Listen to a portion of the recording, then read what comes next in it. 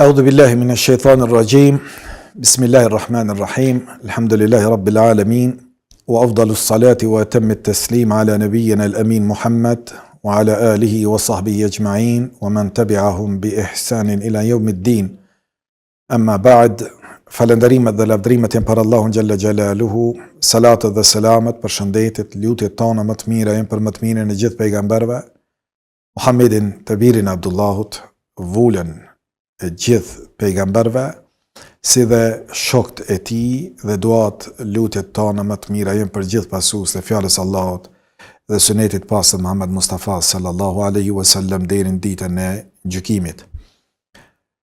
Të nderuar vëllezër dhe motra, sot jemi në vazhdimin e serisë e ligjëratave tona ku jemi duke u mundu me isqaru çështjet e disa prej gabimeve që i bëjnë namazlit. Në mënyrë që namazi ynë të jetë i pranuar tek Allahu Teala dhe që të fitojmë kënaqësinë e Zotit tonë i cili na ka urdhëruar që t'i afrohemi madhërisë të tij me përkulje dhe për ulje dhe me leximin e fjalës së tij me Kur'anin, është shumë e rëndësishme për ne që këtë namaz që e falim me qenë konform apo në përputhje me urdhëresën e Allahut dhe mësimet e pejgamberit Allahut Muhammedit alayhi salatu wassalam. Andaj jemi duke u mundu me isqaru disa prej këtyre gabimeve të cilat i bëjmë ne dhe të cilat mund të ndikojnë në ne qoftë në pavlefshmërinë e namazit, bën që namazi ynë të jetë i pavlefshëm, apo e dëmton përsosshmërinë e namazit. Ka në hadithet pejgamberit alayhi salatu wassalam që namazi ndahet në 10 pjesë dhe ka prej atyre të cilët i marrin 10 të 10-tat, do thotë e kanë të përsosur, të plotë, ku mendja, zemra, niyeti dhe mendimet janë plotësisht të përkushtuara karshi Zotit dhe nuk lëviz.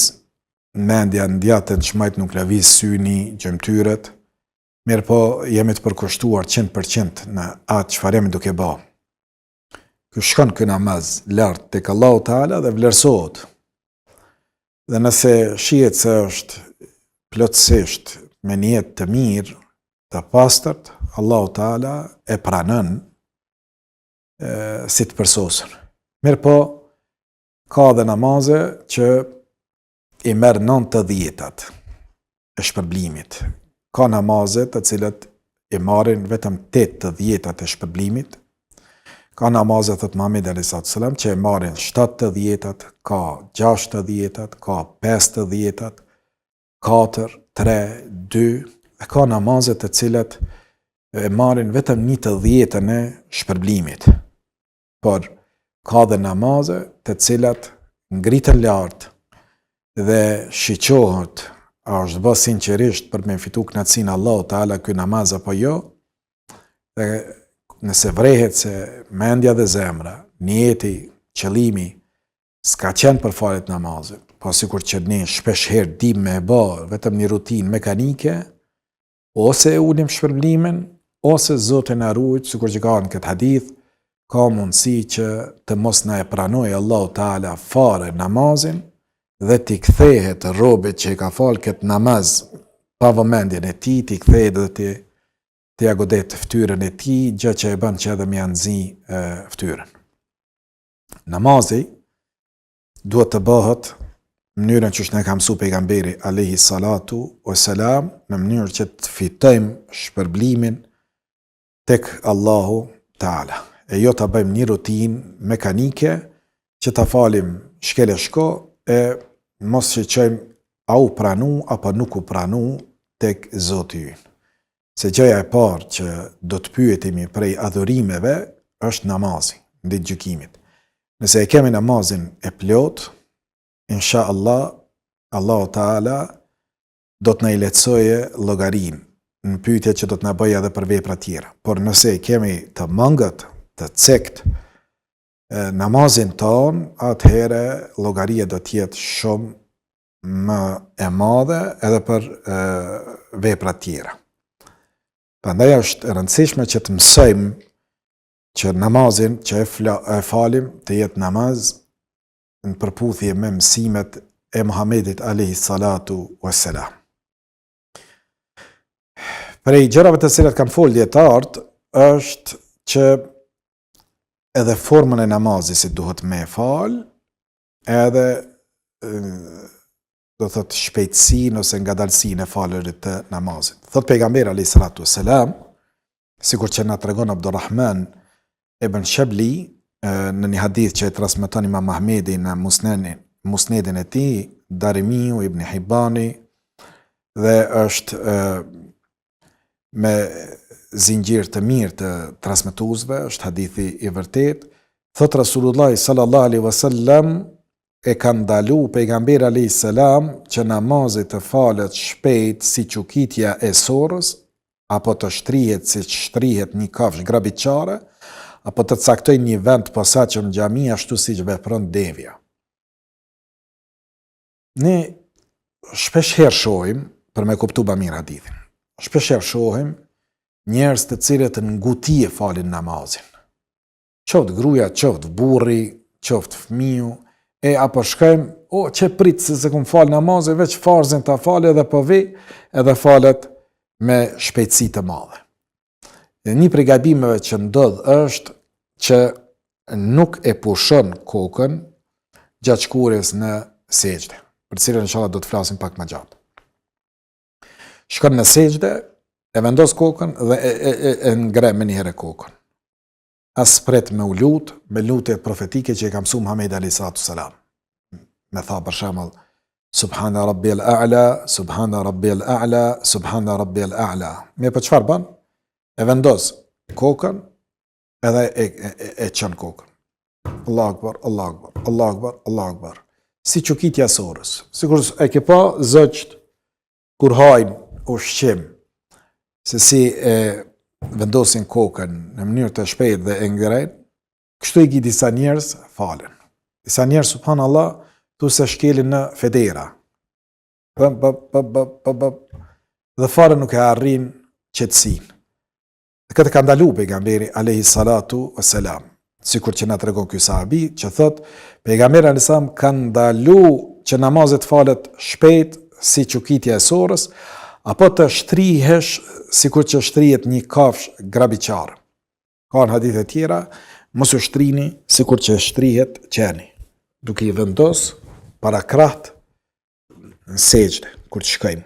Me po duhet të jenë durt e ngritura. Do të flasim inshallah më gjarsisht për këtë çështje. Por tani për me kuptu hadithin është kur shkojmë mos shkojmë qofshin ndërum sikur qeni, me shku me dur edhe me i pshtet edhe krit për tokë. Dhe këtu nuk bën përjashtim as femrat. Se të ne i mësojnë gratë që shtënë me shku, burrat me shku kështënë, jo, hadithet i pejgamberit alayhis salam vlen për te dy gjinit. As femra nuk bën me i shtri durt në sipërfaqe të tokës, sikur që shtrihet një kafshë grabiçare. Apo e ka ndalu pejgamberi alayhis salam të caktoj një vend posaçëm në xhami ashtu siç vepron devja. Po ashtu tregon ky sahabi, thot na e ka ndalu pejgamberi alayhis salatu wassalam që në xhami me caktu një vend edhe me shku non stop me u fal në atë vend. Është fjala për farzet. Kemi njerëz të cilët mendojnë se ai vend është i tij. Sidomos i kanë vret pleqt që vinë edhe donë safin e parë, qoftë në atë qoshë, qoftë këtë qoshë, qoftë mes nga imamit, qoftë aty. Nuk guxon me caktu vend në xhami që ky është vendi im. Kështu ka devja adet në grazhdën e vet, në ahrin e vet, e ka vendin e vet caktuar dhe shkon veç që atje shtrihet. Namaz toka dëshmon për ne. Andaj në secilin vend falemi, nuk ka vetëm çet vend. Mirë, po këtu falesh, pastaj këtu, pastaj, dhe thot me një fjalë, ku dëgjojmë vend të lirë, sipas kohës që kemi ardhur. Nëse kemi ardhur më herët, normal që vim edhe vendosemi në krahun e djathtë të imamit, dhe sa më afër imamit, atë shpërblimi më i madh. Nëse ke ardhur më vonë, falësh më mbrapa. Jo sikur që i kam pa për shembull disa të cilët mbi kokat e besimtarëve kalojnë edhe shkojnë për me ul në safin e parë, edhe babloku ta merr mendja është e rezervuar me vendi veç për të, edhe krejt duhet mu çu me alshu vendin. Vendi i rezervuar në xhami është vetëm i imamit. Për shkak se ai duhet t'i prije xhamatit. Mirë po te ne, për fat keq, me sezonet edhe i kametit ka shumë pak kohë. Imami detyrohet që në qatë vend të fale sunetin e namazin, qatë vend të fale edhe farzin. Është mirë që imami sunetin mos me e falë në vendin ku e falë farzin, për ta falë në një vend tjetër, e pasane kur delen mihrab me i pri xhamatit, për farz të vije vetëm për farzin. Dhe kur ta krye farzin, është mirë me ndru vendin. Andaj nuk është mirë caktimi i një vendit për falet namazin. Është fjala për namazet obligative farze. Përsa për namazet nafile, namazet vullnetare, lejohet që njeriu me nda një pjesë në shtëpinë e vet edhe me fal në atë vend. Bile për femrat është e preferuar. Ka thënë pejgamberi alayhis salam, namazi më i dashur, më i mirë për gruan është namazi i falur në shtëpinë e saj, në shtëpinë e saj, në dhomën e saj, në dhomën e saj, në qoshin e saj. Nuk preferohet dhe nuk është e pëlqyeshme që femra të falet në shtëpinë e saj në çdo vend para syve të kalosëve që hecin aty apo syve të burrave të huaj. Në ndodh në herë shkojmë edhe duhet të presim jashtë se gruaja po falet në paradhom edhe duhet të presin njerëzit që me kry namazin për me u fut në brendësi. Sunet është që gruaja me u fal në dhomën e saj në qoshin e saj. Se përket namazeve nafile vullnetare, lejohet njëri me caktu vetin një vend, ku e ndin veten më mirë, por nuk lejohet në çështjen e namazeve farz me e marr një vend edhe me e fal namazin vetëm në atë vend. Po ashtu që është shumë më rëndësi është marrja e sutrës. Sutra është pengesa që e vendosim kur dojmë me fal namaz. Është mirë që t'i afrohemi murit, apo shtyllës, apo sutrës, të mos lejmë hapësirë të zbrast mes neve dhe kibles, që po dojmë me fal namaz. Se e ka preferu pejgamberi alayhis salam dhe na ka mësuar me u fal me sutre. Në hadithin që e transmeton Imam Muslimi në Sahihun e tij, thot Resulullah sallallahu alaihi wasallam, falu vetëm pranë sutres, objekti i cili pengon kalimin e njerëzve. Dhe mos lejo askën të kaloj para teje. Nëse ai refuzon, le ta shtyje godase, sepse me të është shejtani. E ka mësu pejgamberi alayhis salam Abdullah ibn Omerin, ka mësu sahabët e tij që kur të falni namaz, vendosni, do të flas për çka edhe sa duhet të jetë sutreja e lartë, për më konsideru që është e mjaftueshme që ne me e fal namazin me sutre. Do të thonë, është një gabim që e vrejmë të njerëzit në për xhamiat tona, që kur falen në xhami, futet në xhami, xhamia bosh. Ende nuk është bëj kameti me u fal namazi i farzit. Vjen xhamatliu edhe hyn edhe midis xhamis lidhet edhe i fal sunetin e drekës apo të qindisa apo tahiyatul masjid. Pas sutre pas ja. Dhe njerëzit mund t'i kalojnë përpara, ai zotnia e ul kokën, falet edhe fare nuk interesohet që me vun një mbrojtje, një pengesë që mos me i kalu njerëzit para ati. Ndaj, kjo është një prej gabimeve të namazdive që shufim në për xhamia. Thot Resulullah sallallahu alaihi wasallam në hadithin tjetër, që po ashtu na e përcjell Ibn Abi Shejba, Abu Davudi, Sunen e tij, Ibn Majah, Sunenin e tij, Ibn Hibbanin, Sahihun e tij, me zinxhir të mirë të transmetuesve, thot kur të falen ndonjëri për jush, le të falet pas sutrës dhe mos lejoj askënd të kaloj përpara tij. Nëse dikush kërkon të kaloj, le ta pengoj atë, edhe nëse refuzon, le ta godas sepse ajo është shejtani. Ai personi është person, ai nuk është personi. Shejtan. Mirë po është cytja nga shejtani që të insistoje me kalu para te.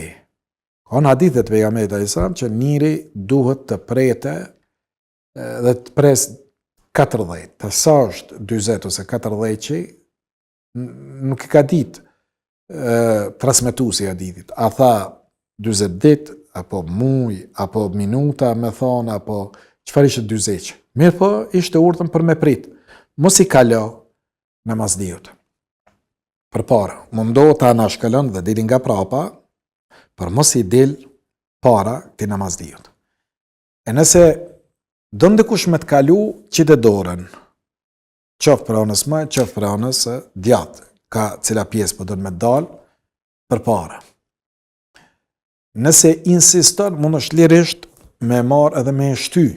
Tash kur thot le ta godasin, nuk do me thonë kjo mu qua edhe mu përlasi kur që po i shofim neve në për sheshe të ndryshme. Allah na u zëft. Është fjala mos me u godit, me goditje po me shty, me largu, që largu. E nëse insiston, që kë insistimi është cytje nga shejtani. Shejtani thot, po lëmërë qëfar, hin, me zër, edhe donë me ushty, edhe me kalu para kibles tante. E kjo është ndalume. Edhe për atë, dhe më thonë, komësorin cili lëviz, edhe aj duhet me undalu, po edhe kjo nëse e shes, aj po donë me kalu, duhet me e pengu. E për mos më ardhë, kjo çështje që me pengu njëri tjetrin, prandaj është mirë që ne të vendosim sutrën përpara. Që kur të falim namaz, mos me na pengu dikush edhe mos me na dal neve para kibles. Me për kemi një sutrë. Sa është largësia, ka thonë dietarët, sa është mundësia me kalu për shembull një dele. Sa i duhet një deles për me kalu. Aq ti duhesh të jesh i afru me murin, me një shtyll, apo me një sutre që e qetë nga vetja e jote, që i banë sikur që do të flasim. Dhe thot, i afrohesh, dhe mes te dhe sutres, murit apo shtyllës, do të jetë, do thot gjësia sa kalon një del. E jo, për shembull, me thonë, valla po falem me sutre, e ka vendos 2 metrë larg ose 3 metrë larg. Edhe thot, po e kom qitë, e kom sutren, mirë po e ka vendos në distancë të lartë. Jo, i afrohesh ti, në mënyrë që mos të pengojmë njerëzit të cilët kalojnë nga aty. Se ka thonë pejgamberi sa, sepse shejtani kërkon të kalojë mes ti edhe sutrës. Kur ka thonë luftoje se shejtani, ajo shejtan, do më thonë është fjala, shejtani për e cytë, se ai dënë me kalu mes këti robit, edhe sutrës ti dënë me kalu për para. E qënë zilip, se po falë kë namaz, edhe dënë me aprish, ndaj edhe nuk e ki koncentrimin e mije, se vinë cytet e shejtanit. Edhe në vend se mu koncentru na qëfar po lexon, qëfar po e thu, ky fillon me pas mendime jo të mira.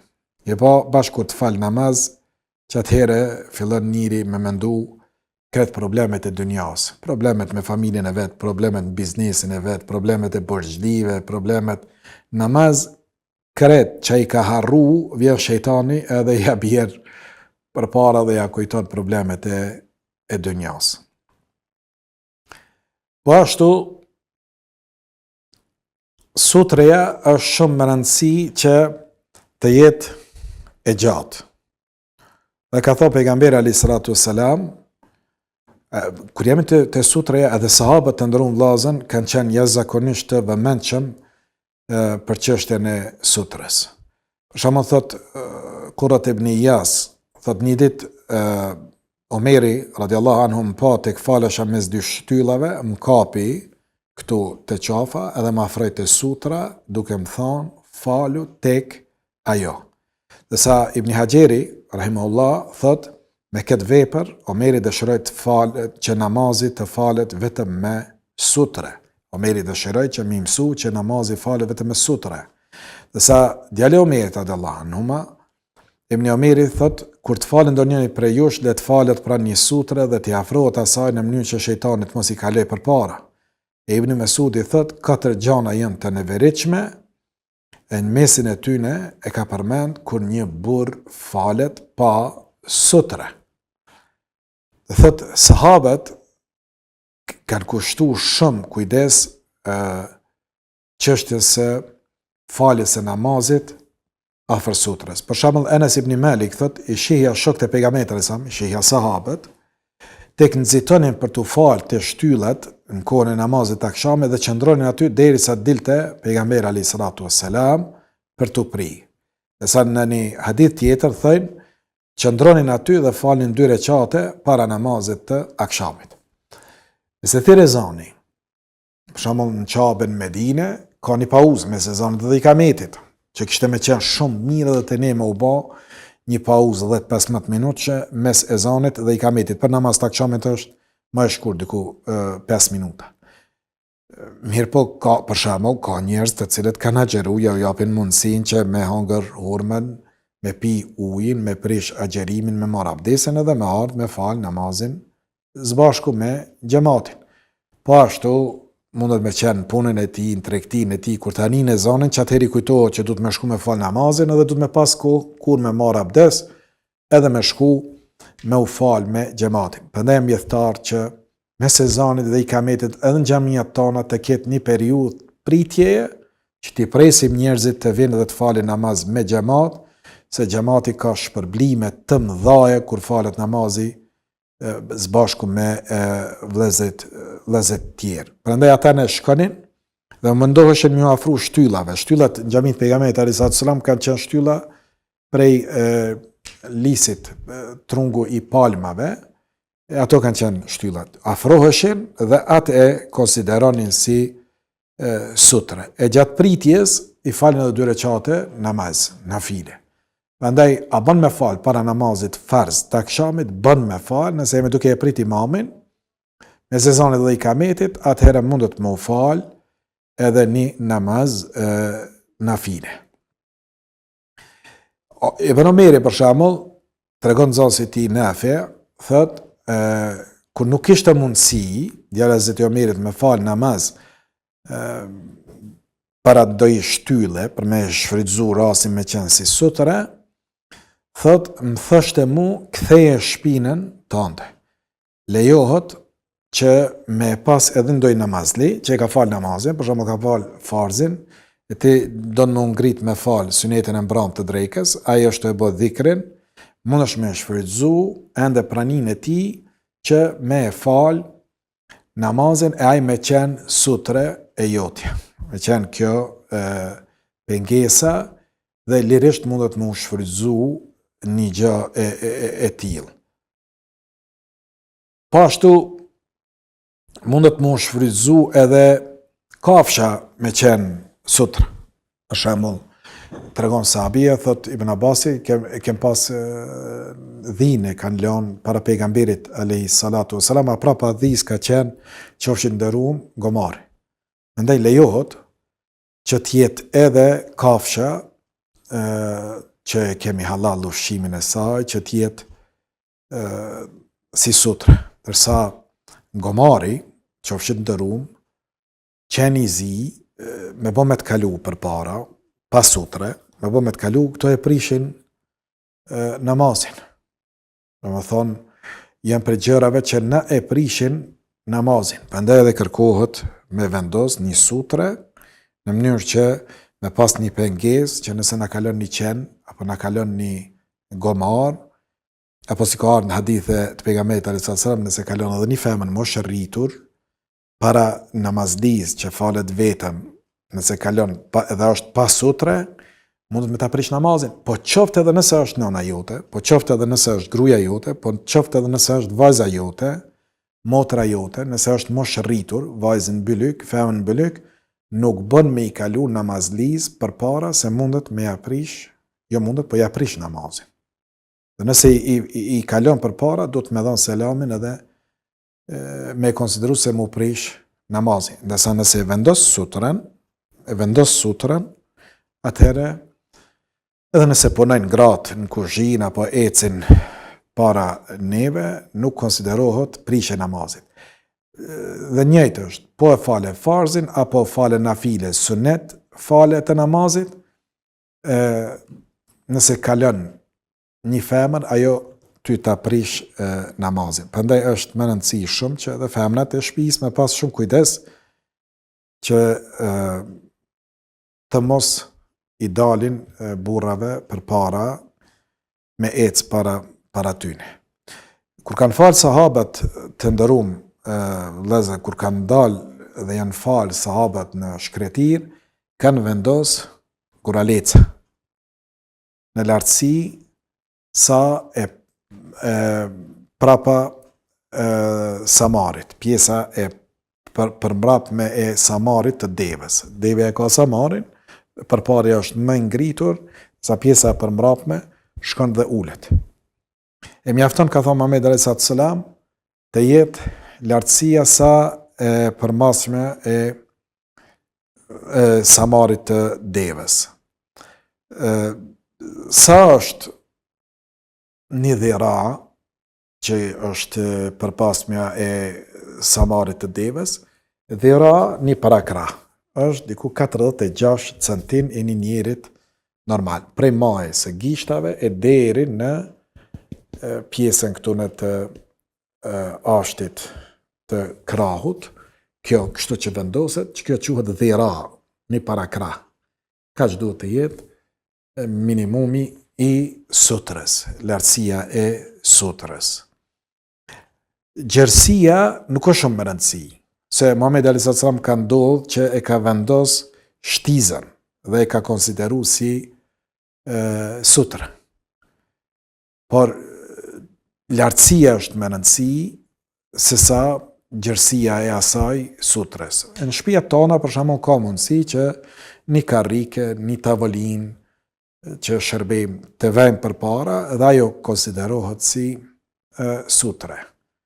Po edhe nëse e ka dikush një çantë të dorës, apo të udhëtimit, edhe është në aeroport, apo dikun tjetër ku do me falë namazin, dhe e ka çantën e udhëtimit, nëse e lën kështu, dhe e ka gjatësinë që e kanë shumica e këtyre çantave të jenë mbi 46 centim, atëherë konsiderohet në legjitime si sutre. Po nëse i afrohet murit, edhe muri është sutra apo ndoj shtyll apo e ngjashme. Qëllimi është ne mos të falim namaz pa pengesë ose pa sutra. Sahabët kanë ndodhur që kur është fal namazin me xhamat dhe është dhënë selam, e këta kanë ardhur pak me vonesë, një recat ose 2 recat, namazi i mbetur që ju ka mbet me i plotësu një recat, 2 recat, kanë ecë deri te shtylla më e afërme apo edhe deri te muri i kibles. Apo kanë thonë dietar mundet edhe pak nëse e kanë djat ose e kanë të majt mundet pak me lëviz. Do janë pa që kanë ecë me disa hapa për me shku edhe mu vendos më afër sutrës. Ose, sikur që thash më herët, nëse e ka një namazli, lejohet që ai namazlia me lujtë rolin e sutrës.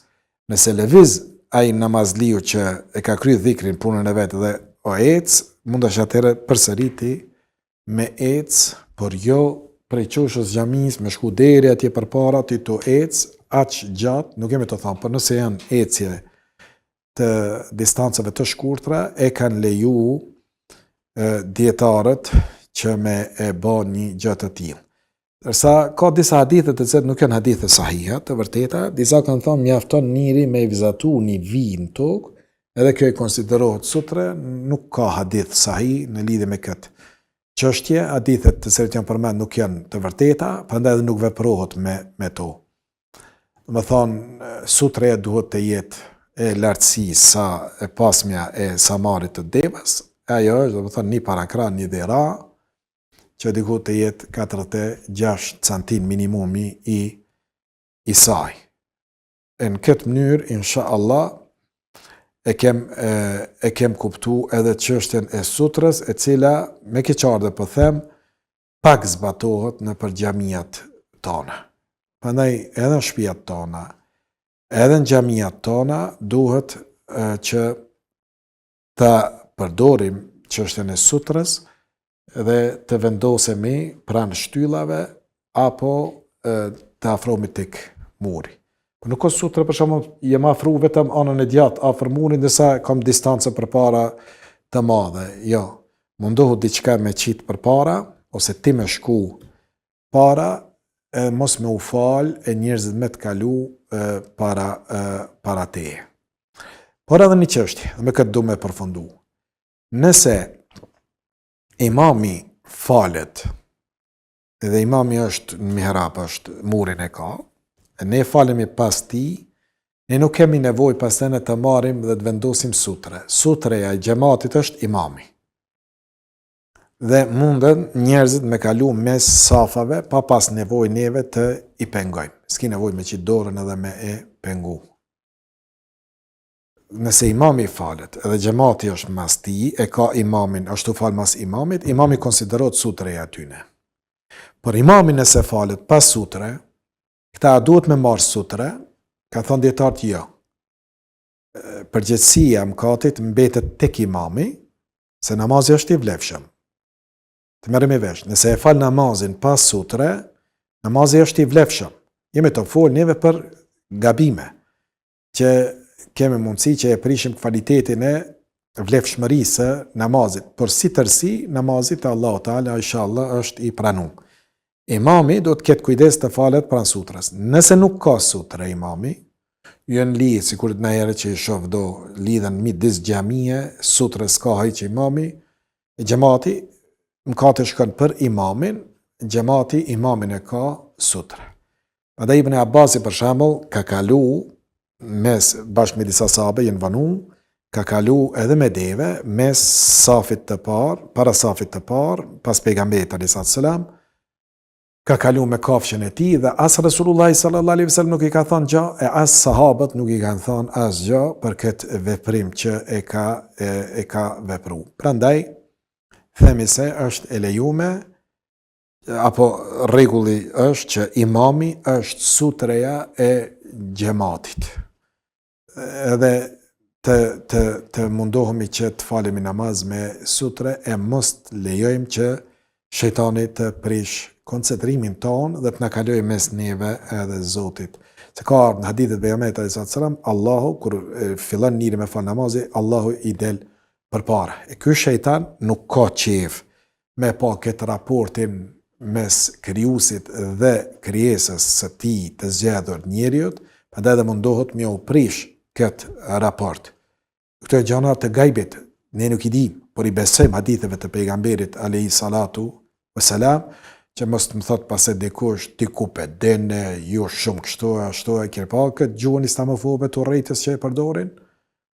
Ne musliman dhe neve e flasim atënë që na i ka tregu Allahu apo na i ka tregu pejgamberi alayhis salam dhe asaj i besojmë se ne besojmë botën e padukshme të melaqeve dhe gjinve. E gjin dahen në dy grupe, besimtar dhe jo besimtar, e jo besimtarët janë shejtant, janë qafira, pa besimtarët. Prandaj do të mundohemi ta respektojmë inshallah rregullin e sutrës e të mos falemi pas sutre në namazet tona. Allah na i pranov çdo namaz, lutje që e bëjmë dhe na mundsov që të zbatojmë atë çfarë e mësojmë dhe e dim nga feja Allahu Teala, që ta zbatojmë edhe në praktikën tonë. Mbeqem për kujdesin Allahu deri në takim të radhës. Selam aleikum wa rahmetullahi wa barakatuh.